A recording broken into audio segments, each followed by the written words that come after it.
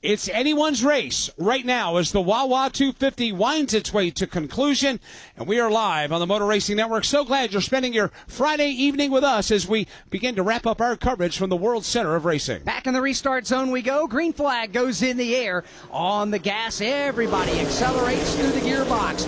Outside lane is the control car. That's Ryan Sieg. Inside is Junior Motorsports Chevrolets. Allgaier shoving Parker Kligerman, trying to get him to the lead. Nobody getting the verdict yet, though. They are side by side, 2 by 2. Jesse Love all by himself in the number 5 position. Sheldon Creed did not get a good jump on the green flag. Here comes Parker Kligerman. Here they come onto the backstretch. One more time. Austin Hill is still there. Ryan Sieg has a narrow lead. Kligerman's there to the inside. Allgaier gives him a push. Justin Allgaier shoving Parker Kligerman out front right now. Allgaier still on the back bumper of Kligerman in the middle of turns 3 and 4. Now it's Kligerman, the leader, by a car length off the corner. Parker Kligerman driving in relief for Connor Zillage will take his WeatherTech Chevrolet to the top of the leaderboard with 5 laps to go. Ryan Sieg behind him. Austin Hill wedges his way to the inside of Sieg. Side by side for second, back to 1. Austin Hill with a power move trying to bust his way out of the pack. He's not quite there yet. Oh, he runs Sieg up the racetrack.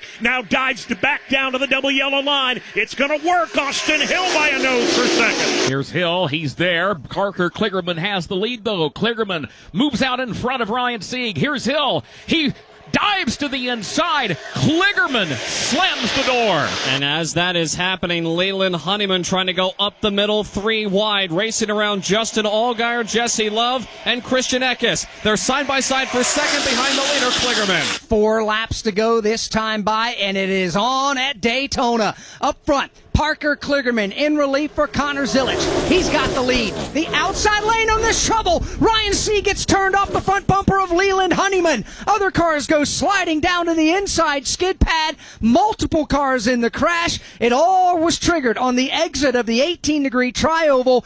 Outside, at the front of that outside lane, Ryan Sieg got a bump trap from Leland Honeyman, turned him to driver's left, pointed him right in front of the rest of the field, and Mike, that puts us under the caution flag. Dave, let's get a roll call. We've got damaged cars rolling in front of you. Who do you got? They peeled the nose off the Williams Sawalich car like a gigantic banana. He is limping down on the apron of the racetrack. He may make his way back. He may not. Josh Williams is torn up. Jeb Burton, his car torn stem to stern right now. He is limping home in a shower of sparks. Eric Almirola is torn up. Harrison Burton has got some damage on his machine. Here comes the Ryan Sieg car. That one is just torn to bits. A couple of other cars down on the apron as well. That was a massive digger heading off into turn 1. Yeah, it was, to say the least, and it took out a bunch of really good race cars. But the good news is they're still rolling. They should be able to get some of those cars patched back up and potentially get out there to get this race finished. Other cars, Mike, I'm not so sure they're going to have that kind of fortune. I don't believe they will. That started when everything got tangled up coming out of the tri-oval and into the short straightaway, heading into turn number 1. We just got done singing the praises of Ryan Sieg and how he was trying to win his way into the playoffs. He got punted back in the pack, and then there was contact that was made there. Looked like a pretty aggressive move or two that was made. Probably, 5th or 6th on back. Yeah, it was, and Leland Honeyman went from the bottom of the track to the top to try to get on the back bumper of Sieg, and Sieg tried to put the block on. Contact was made. Honeyman really nowhere to go. He had a full head of steam. That turned him hard, did Ryan Sieg down the racetrack into Christian Eckes. So Eckes, you can add him to the mix as well. And that'll put us under the caution flag for the 6th time with 5 laps to go. From Daytona International Speedway, this is the Motor Racing Network, the voice of NASCAR. This is Justin Allgaier, and you're listening to the NASCAR Xfinity Series on the Motor Racing Network, the voice of NASCAR.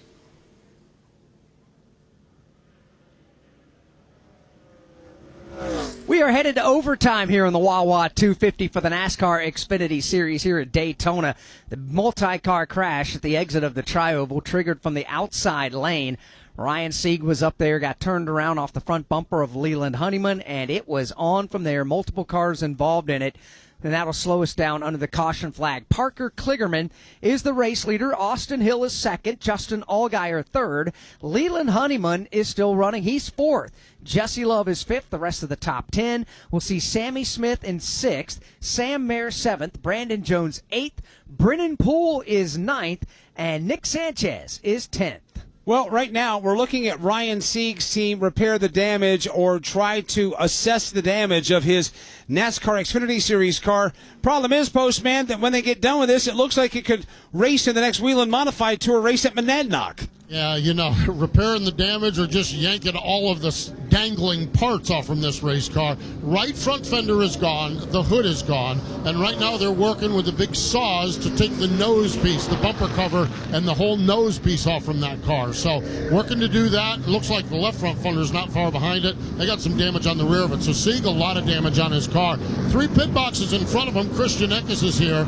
Christian has got just right front damage on that car as it came hobbling down pit road. They needed a new tire, and they're working on the right front fender of the Christian Eckes car. Jason, as I look down pit road, I think Sheldon Creed was in front of you. Yeah, Sheldon almost made it through it. He got a little bit of damage on the left front of that Ford Mustang, so they came in, pulled the fender out, put some Bear Bond on it to make sure that they get clearance there on that left side tire to try to finish things off here for Sheldon Creed. Wendy?